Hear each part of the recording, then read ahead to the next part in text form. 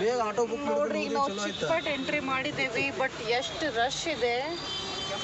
ಎಲ್ಲಿ ನಮಗೆ ಪಾರ್ಕಿಂಗ್ ಸಿಗೋದು ಅಲ್ಲಿಂದ ನಾವು ನೆಕ್ಸ್ಟ್ ನೋಡಬೇಕು ಏನೇನು ಶಾಪಿಂಗ್ ಮಾಡೋದು ಅಂತ. ನಂದಂದ್ರೆ ಏನು ಶಾಪಿಂಗ್ ಇಲ್ಲ, ಏನೂ ತಗೋದಿಲ್ಲ ಅಂತ ಪ್ಲ್ಯಾನ್ ಮಾಡಿ. ಸ್ವಲ್ಪ ಶಾಪಿಂಗ್ ಇದೆ. ನಿಂದೇನೂ ಇಲ್ಲ,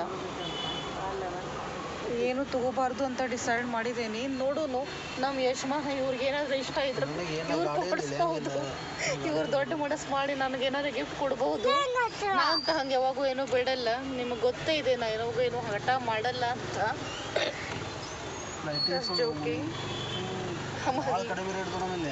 ಅವ್ರ ಮೊದಲೇ ವಾರ್ನಿಂಗ್ ಮಾಡಿದ್ರು, ಜಾನ್ವಿ ಏನೂ ತಗೋಬೇಡ ಅಂತೆ. ಓಕೆ, ನಮಗೇನು ಅಂತ ತಗೋದು ಇಲ್ಲ.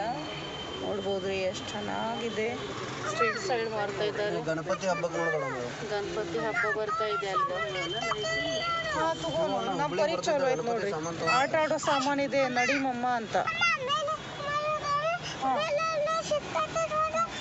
ನಾ ತಗೋದ್ರೆ ನನ್ನ ಪರಿಗೆ ಏನಾದರೂ ತಗೋಬಹುದು.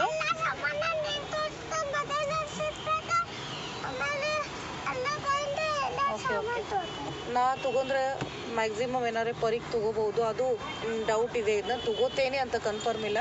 ಯಾಕಂದ್ರೆ ನೆಕ್ಸ್ಟ್ ಮಂತ್ ಇದೆ ನಮ್ಮ ಪರಿಗೆ ಬರ್ತ್ಡೇ.